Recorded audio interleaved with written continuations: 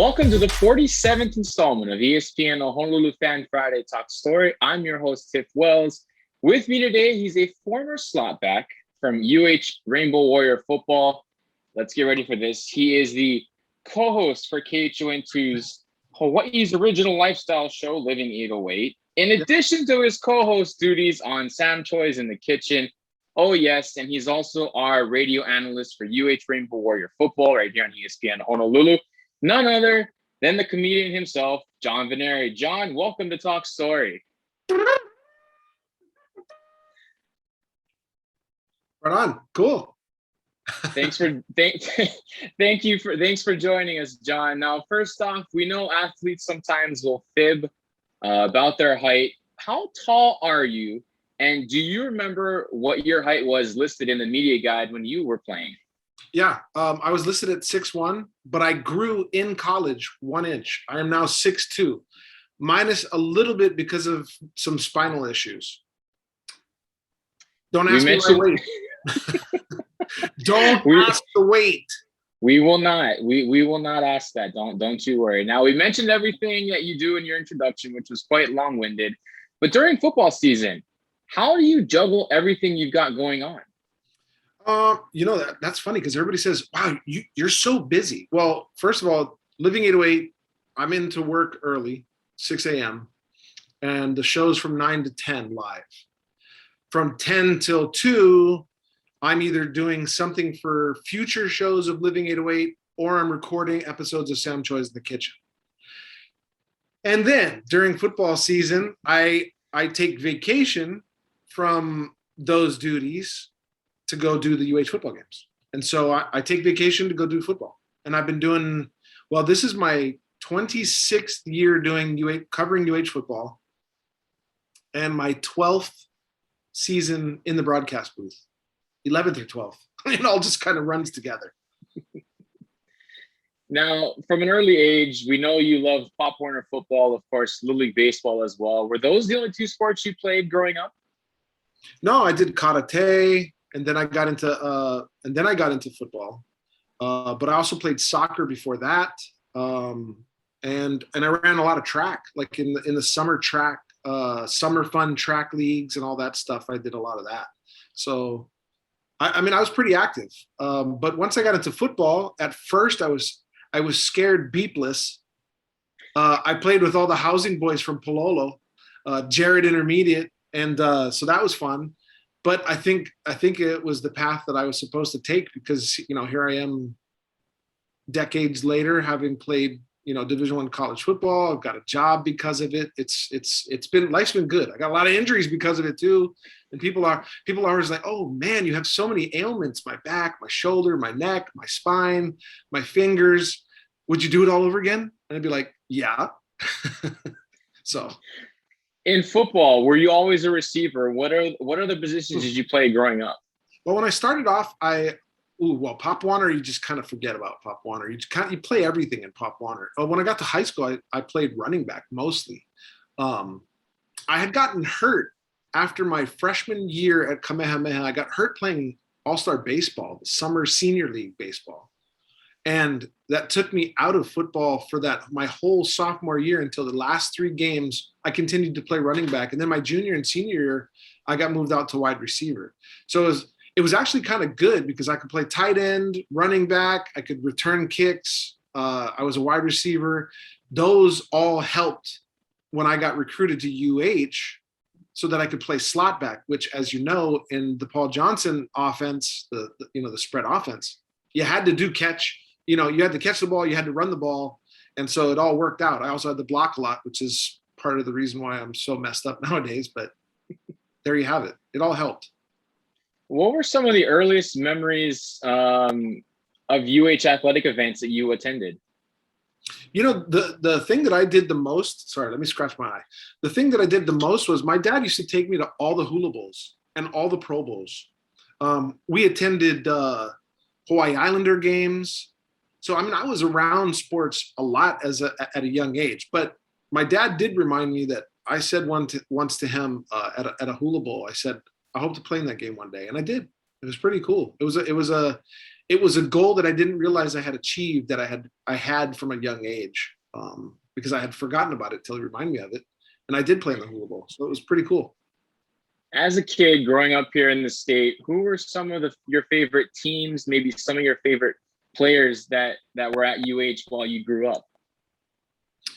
You know, it's funny because I was so busy with sports myself that I didn't have a lot of opportunities to watch the older guys play, the UHs. But those are the games that I remember the most. The Hawaii Islander games, the Nogas. You know, I mean, those guys were the guys that you looked up to. There was just so Heikoti Fakafa, those guys. But if there were any particular teams, I mean, I sat down and I watched the NFL with my dad every Sunday. We watched the Yankees play.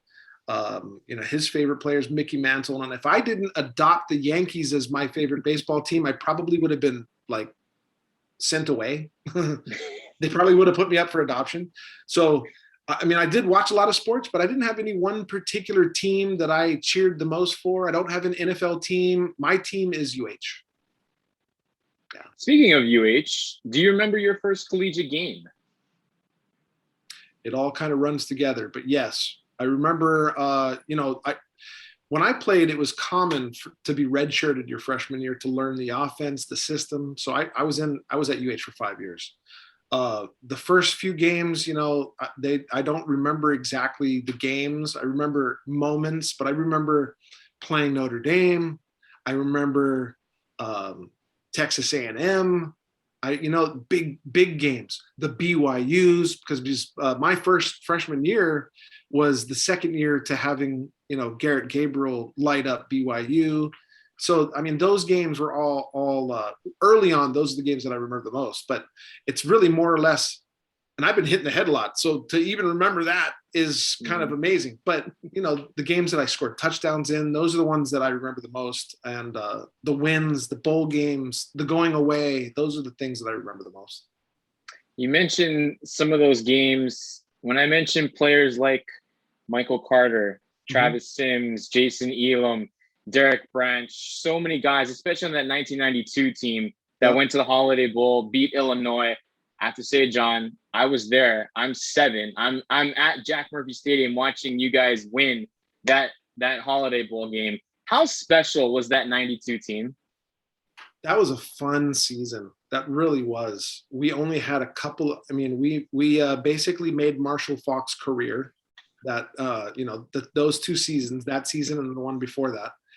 But man, what a special year! I mean, there was you could tell there was something good about this team. Everything just clicked, and it all worked so well together. Every guy that was on the field worked so well together that it you know, and the coaches, they could change things up. If something wasn't working during a game, they could change things up and we would get it going right from there. You know, it was just, everything just clicked and you could just tell it was special.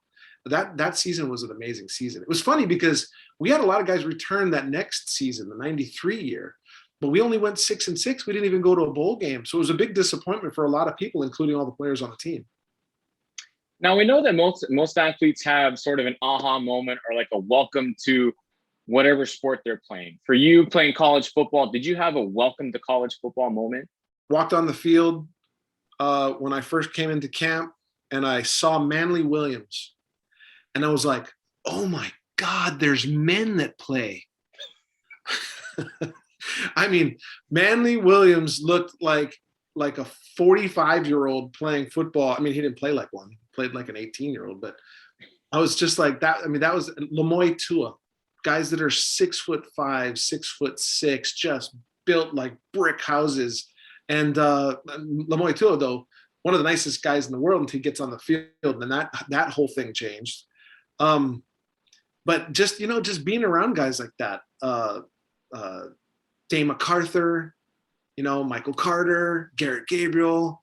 There's so many guys that I could name that I got a chance to be on the same field, whether it be practice or on the game field. Kelly McGill, Kendall Gu, Brian Gordon, Ivan Jasper. The list could go. Tupu Alualu, John Howe. Glenn Freitas, the list could go on and on. Cy Hirota, Johan Boyd. I mean, there's just so many names that I could throw out there that I was so honored to be on the same field as them. Whether they were walk-ons or they were on the bench. I mean, because I could name a ton of guys that didn't see as much playing time that probably should have, that were just so, they were intricate parts and so important parts to the winning and just to the game itself. Got a two-part question here for you, John. First part, describe the feeling of a football night at Aloha Stadium. And then second part of that question, because you're one of the few guys that can say you've been to Aloha Stadium as not only a fan, you've played games there as a UH football player, and now you were part of the media group that would report on or broadcast UH football games. Which, by the way, is also an immense honor to be able to do all the things you just named. I find myself so blessed. There's no better word to say it, that I've had a pretty darn good career I played high school ball in that field too. So Aloha Stadium really has been a special place for so many people. And I'm one of them. I feel like, I scored high school touchdowns there. Running out of the tunnel as a high school player was so, in the prep bowl was so amazing. We played Castle for the third place game my senior year. And then to be able to be recruited and play for UH. And my freshman year, quick story, my freshman year, I ran out onto that field and a lot of us had double numbers. I was a red shirt, but I suited up. I enjoyed warming up and sitting on the sideline. Ran out onto the field, and in those days there was the turf monster, and we ran out to Hawaii 5-0, and sure enough, whoop, up and over I go. I did a nice little Gaylord roll, got right back up and started running, but I was hoping no one saw, but man, oh man, it was so embarrassing. But thankfully that was kind of the only embarrassing moment. Everything else, coming out of that tunnel to Hawaii 5-0, chicken skin, it made you feel so prideful. There's so many. When they said whiteout, there was no other color. The whole stands were white. We averaged 40,000 most of my playing years, and it was just so much fun. It was so loud. Toilet paper being thrown onto the field, pieces of newspaper. Toilet paper was clean, by the way, just on a roll and thrown out. I mean, it's amazing. And then to be able to go to the sideline and be a sideline reporter for so many years, and then to go up into the booth, it's pretty amazing. It's pretty amazing. I've been around the program for more than 30 years. It is amazing, John, and so amazing that we've got to take a break right here. We'll come back with our second half of our talk story, as we are here with former Rainbow Warrior football slotback John Veneri. I'm Tiff Wells. You're listening to ESPN Honolulu Fan Friday Talk Story.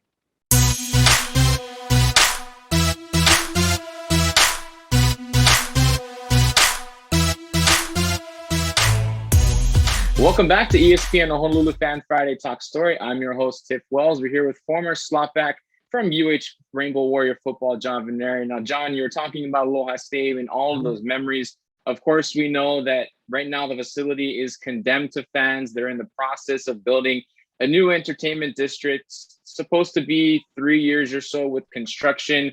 When you first heard the news about this, and you mentioned about all of the memories of all the toilet paper coming on the stands, you're coming through the tunnel and tumbling onto the AstroTurf.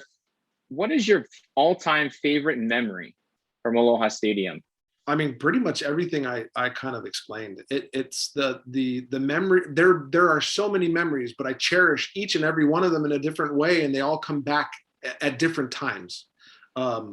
Being able to sit in the stands and watch the hula bowls as a kid with my father, being able to play in that stadium, and then be able to work and do games in that stadium, but still as a fan doing my job, quietly cheering on the team and wishing for the best.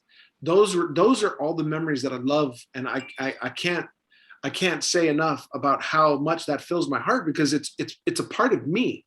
All of that is a part of me.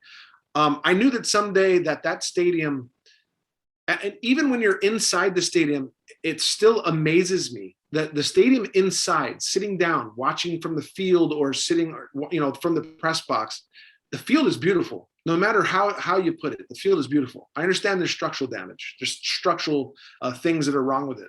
And I think everybody kind of knew that there was going to be a time that it either needed to be updated, demolished, and rebuilt, especially after going to Colorado State and seeing what they did there in Fort Collins for their football team. $350 million later, state-of-the-art stadium that seats 36,000 and can expand to 41,000. Just a beautiful facility that is very much deserving of a winning program and even a Division I program. And that kind of sets the standard in the Mountain West now. So it needed to happen. Whether it was going to be built on campus, and nobody wanted to even think about how they would park in Manoa. I know that the talk was to go out to Kapolei or out to the west side where there's a lot of space, and then the rail and all this other stuff. But I think everybody knew that it had to happen. And I don't think it's happening soon enough. It really needed to happen 10 years ago, 5 years ago even. There was really no option for this Hawaii football team to play any other games. I have been on TC Ching Field looking up at what they've done, and it is a miniature version of an on-campus stadium, and it is very nice. It is beautiful. If you sit in the first 3 rows, though, you're going to have a hard time seeing. But there's no fans allowed now anyway. So, there's a lot of things that go through my mind, but I just don't know that it'll happen in 3 years. I really don't. I hope it does, but I'll believe it when I see it. But it had to happen. It really did, John. Now, the past 18 months, they've been tough for everybody, and that also includes your beloved UH football program, of course, the late Colt Brennan, but also somebody who was one of your fellow media colleagues, another proud Kamehameha alum. Of course, we're talking about the late, great Robert Kekaula. Do you have a favorite memory of Robert? And when he was at KITV, you were just getting into the business at KHON. What did he mean to you, even though you guys were at competing stations as you began your TV career? I don't think anybody felt like they competed against Robert. He was the standard. He was the special person. And he helped me get the job at KHON. I interned with him after football. My NFL plans didn't pan out. Robert took me in and showed me kind of what he did, how he wrote, how he edited a video that came back in from the field. So, I mean, me, like myself, like a lot of other young sports or aspiring sportscasters, he helped us out. He was the guy that kind of took us in and helped us out. And so I never felt like I competed against him. In fact, it was very much a collaboration at times. If I was missing a score from a high school game, I could say, "Hey, Robert, you got this?" And he's like, "Yep, here it is." And is there anything you need? I was willing to help him to make him better. And he was willing to help me make my sportscast the best it could be. There was never a competition. I will say I miss him dearly. It's very hard to be at a UH football game to not have him around. It's even harder when you flip on your TV and your cable box. My cable box goes right to 1016 every time I turn it on. And there's usually a sports broadcast replay.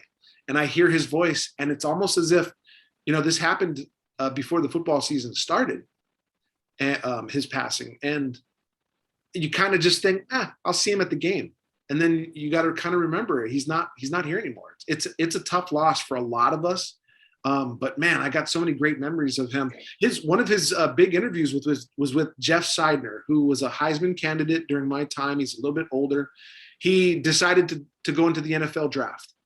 Robert did that interview exclusively in my living room while I was still a player with Jeff. I was close with Jeff and Derek Branch and Brian Gordon. My brother's from another mother, and Jeff was one of those guys. And Robert did that interview in my living room. I got pictures of it. And so that's, I miss that guy. I really do miss that guy. And then, of course, he was the color guy. I was the sideline guy. Bobby was the play-by-play guy. We worked together for so many years covering UH football. So he's missed. He really is, John. Now, when you were at KHON, well, you still are, but when in your time as a sports anchor, sports reporter, you had a very widely popular series. And of course, if people follow you on Twitter, it's your handle, Go Johnny Go. Could we possibly see this come back in the future of that signature series? I tried to do it on my Living 808 show and have done it a few times, in the years prior to COVID. It makes it a little more difficult now, obviously, because you want to be able to get out with people. But I did a few series when I returned to television on Living 808. I cleaned elephant crap at the zoo and orangutan cages. That was a lot of fun. So, I mean, that's just one example. I did a bunch of stuff. But yes, the Go Johnny Go is still very much alive, and I'm hoping that we can get out of this whole COVID situation so I can get back to it and have some fun. But I appreciate you saying that it was widely popular. I believe that too. I believe a lot of people watched because they'd like to see me make an ass of myself. when you look at the KHON, when you look at all the talent and all the anchors and all of that, all the reporters, how cool is it when you look at everybody across the board and there are former UH athletes, yourself, Sam Spangler, Howard Deshefsky? How cool is it? Howard's old. No, it's really neat. It's very cool. Howard's one of the guys who kind of paved the way, and he got right into Joe Moore. Joe Moore. I mean, he didn't play at UH, but Joe Moore was an athlete. Started in sports, does news. Rob DeMello, to me, is the hardest working person in the business by far. I don't care what market you go to. That guy does sports like nobody else can. He's such a hard worker, such an amazing guy. And he works really hard. So the standard is super high now. And, there's a lot of things that I didn't have to do that they have to do now as sportscasters. But yeah, it's so nice to be able to see guys, that paved the way. Howard, like you said, Sam, he's younger than me, but it's nice to see Sam pop up, and there'll be others. There will be others. RJ Hollis is another guy. He's around. He's not on regularly, but he is on. And then of course there's Rich Miano, who's on the spec. He does, he's my counterpart at Spectrum. He's an amazing guy. And we worked out together. He'd come back from the NFL and we would get a group of guys together to help him get better, and he would help us get better. And that's still the same now. I mean, we share notes to make our broadcasts better. Now, when we look at the three of you that are on Living 808, of course, you, Tanya, and Mikey, of the three, and be partial here, be impartial, if you will, who has the funniest outtakes? Oh man, I guess it would be me. I guess it would be me because I mean, Living 808 allows me to somewhat be unfiltered, and it's more true to how I really am. As a sportscaster sitting next to Joe Moore, I was a little more filtered. I couldn't be so idiotic, for lack of a better word. But I probably have more outtakes. Tanya plays right into them, super great. And Mikey's got some funny stuff too. I mean, just today he said he had a pimp walk on television, live television. So, I was like, what are you going to do? Right. I mean, but I think I have more, outtakes that I teeter on getting fired on a daily basis. I have to self-censor my words, just prior to them reaching my lips. Anyone who knows you, John, we know you're passionate about food and you love food. So when you were asked to go and help co-host Sam Toys in the Kitchen, how quick was your answer to say yes? I was voluntold to do that, by the way, and the rest is history. It has been amazing. We're almost done filming season 6. We're just about done. We have one more episode to record. Working with Sam has been pretty much the highlight of my career. I mean, both shows are amazing. Living 808 has been great, but it was Sam Toys in the Kitchen that actually brought me back to television from being in marketing and production. I went from being a sportscaster to behind the camera to producing commercials and filming and editing to back on camera with Sam. And as I said, it's a funny story. I was voluntold to do it. Would you like to hear it? Do we have time to hear it real quick? Yes, let's hear it. Okay, so I'm in production.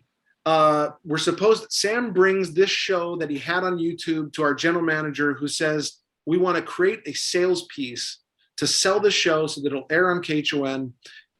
Can you help with that? I said, of course I can do that. I get somebody to host it, to be unnamed in this particular situation. That person was supposed to go on camera, talk to Sam, interview Sam, do some fun stuff in the kitchen. Well, it turns out 15 minutes prior to us filming the sales piece, that person couldn't show up. Our general manager was frantic and said, what am I going to do? I said, don't worry. I'll jump in front of the camera. I'll help out. I'll do it. Turns out it was good. They show it at the sales event, and they sell the show with me as the co-host without telling me.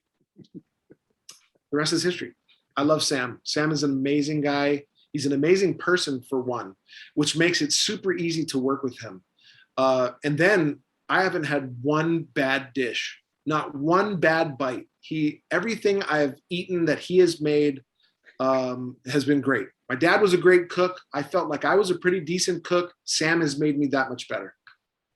Now, have any of the dishes that he has made, have you tried to replicate them in your own kitchen? Oh, I have. As a matter of fact, a ton. I've done it a ton of times. One in particular that we eat at least twice a month here is my Korean tofu pork kimchi soup. I will make it for you. All right. Now in the broadcast booth with of course yourself and Bobby Kerr, and your younger brother Mark is the sideline reporter here at ESPN Honolulu. Is it cool when you watch big games on TV in college football, say at the Horseshoe or the Swamp or the Big House, and you think back and say, not only did I get to go there, I got to call a game from there? Yeah, I mean, I take pictures, panoramics of the stadiums that I've been to, and eventually when I get around to it, they'll all end up on my wall somewhere or in the garage somewhere on the wall. All the stadiums that I've been to, it's pretty amazing. I always love to return the stadiums I played in as a broadcaster. That's pretty cool. We were in the WAC. The Mountain West is essentially most of the same teams. So it's pretty cool to be able to return to places like New Mexico and not UTEP, never UTEP. I never enjoyed going to UTEP. And thankfully, I don't think as a broadcaster, I ever returned back there. There's so many good memories of going to places like that. But the highlights, definitely Michigan, Ohio State, Wisconsin. Football is different there. College football is different there for sure. And when you go to Michigan and it sets a record for attendance at 110,000 to start the season, pretty awesome. Something else has been pretty awesome for these collegiate athletes the last couple of months, of course, has been name, image, and likeness, or the NIL. Now, this is a hypothetical question, but thinking back on it in your playing days, if this was around, would you have tried to benefit of this? And if so, what are maybe one or two local companies you would have tried to partner up with? Imodium. I would have been the spokesperson for Imodium. And I would have told people that it's not just to help with diarrhea. It also help with upset stomach. So if you're nervous, take a half a pill of Imodium. That little green pill can help. I really don't know. I don't know what I would do or what I would try to help sell. I imagine I'd probably be one of the starting players that didn't have a whole lot of people coming after me. Ben Gay, sponsored by, I don't know. I don't know what I would do. Although now I would be a great spokesperson for the Heat Cream Deep Blue, because I seem to be rubbing that all over me every day just to get through the day. So I don't know. We also, John, we also know how big of a Star Wars fan you are. How many items or memorabilia pieces do you have in your house, and what is your favorite piece of all time? I have 9 lightsabers. I don't know why I have so many, but I have a lot. I have toys everywhere. I mean, here you go. Wait. This is the first. We have a guest on Fan Friday Talk Story getting their favorite piece of Star Wars equipment. What is it? Doesn't he look kind of like Stewie? He looks like a Darth Vader Stewie. But it turns out he just holds quarters. He's just holding quarters. Anyway, I only got him because I like him, and he's like the most readily available. My wife doesn't allow all the toys around the house, so they're in boxes, but I do have a lot of toys on set at work. But it's mostly Darth Vader. Mostly Darth Vader. I don't know why. My wife asked me, she's like, why do you like the villain? Like, the dark side's fun, man. The dark side is fun. John, this has been so much fun. Our time is up. We really appreciate the time you've given us today. I know it's gone by so quick. Thank you so much for joining us. Tiff, thank you so much for all that you do, and for the 7-year-old kid that cheered us on at the Holiday Bowl. I appreciate it, man. For John, as well as the rest of us here at ESPN Honolulu, I'm Tiff Will saying thank you so much for joining us here on the 47th edition of ESPN Honolulu Fan Friday Talk Story. Until next time, Wear that mask, hide your lightsaber, stay safe, and be socially distant. Go Bows.